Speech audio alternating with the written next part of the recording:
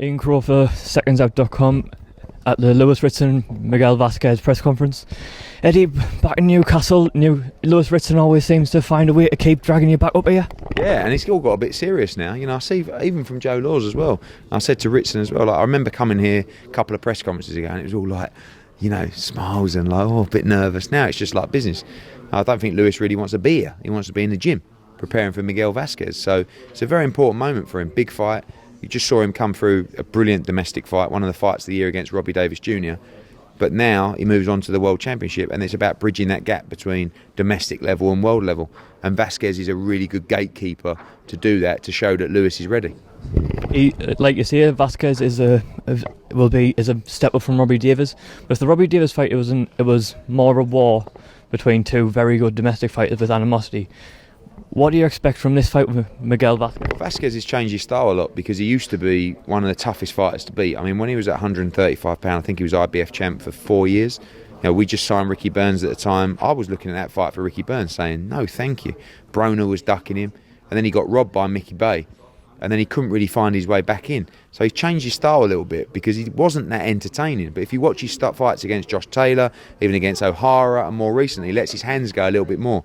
He may look at Lewis Ritson and think, maybe I'll revert back a little bit to the old style, because if I box and move, as Patera's shown in that fight at 135 pound, I might have a better chance of beating him. But, you know, I think it's a really tough style for Lewis Ritson. It'll be a great fight because Ritson's never in a bad fight. But I do think it's a tough style, and I think Vazquez is the kind of guy that could get an early lead in this fight and start to control the pace, and he's got a very good boxing IQ. I think it's going to be a tough fight.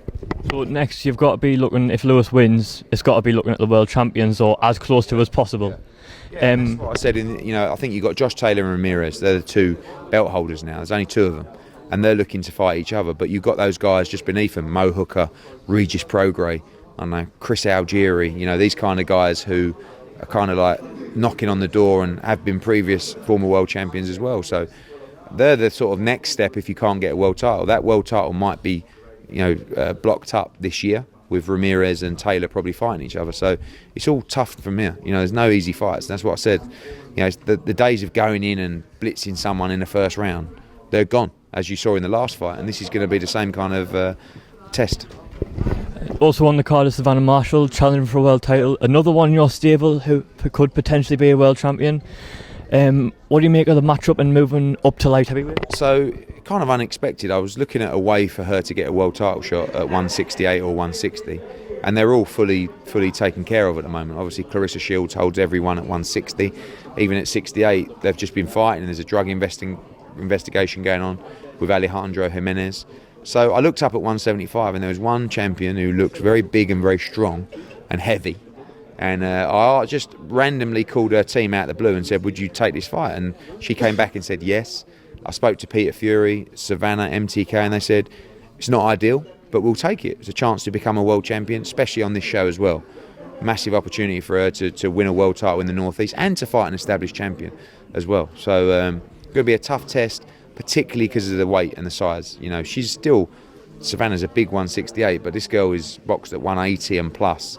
And Savannah will always have the speed and skill on these other girls, but this time she'll be undersized, and that'll be the big challenge.